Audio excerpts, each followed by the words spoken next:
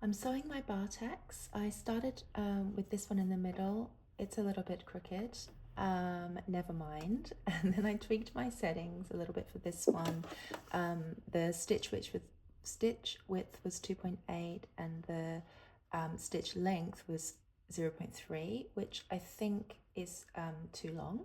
So for this last one, I'm going to try and shorten that to 0.25 stitch length and see if that works. The thing is, if you get too short in your stitch length, then it has a tendency to sort of get stuck and keep sewing on the same spot with this bulkier thread. So it's finding that sweet spot between too close together and too far apart, because you don't want to see the zigzag stitch. You want it to be I guess almost like a satin stitch, you know, like a one solid line. So that's the point of, I mean, you could do as many bartacks as you needed to get to the right setting.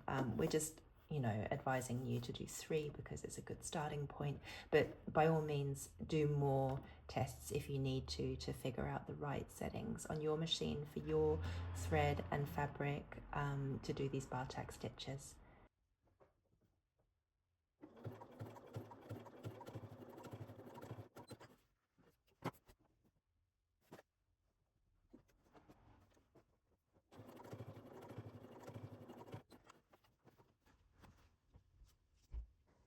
In the end, it took me 5 attempts to reach a result that I'm happy with. In the end, the settings that were good for me were a stitch length of 0.15 and a stitch width of 2.8.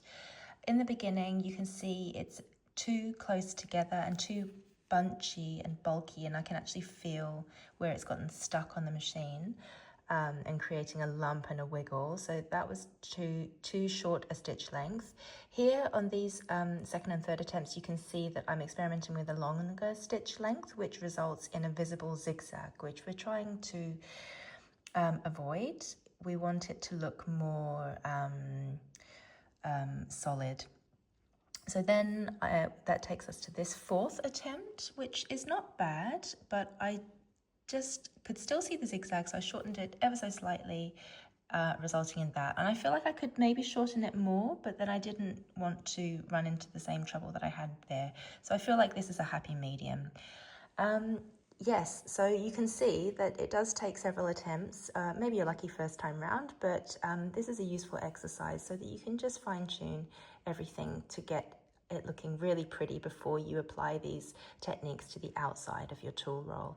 And you can see you've got lots of space here, so if it takes you more attempts to get it right, then that's totally okay. Just this is what this inner flap is for.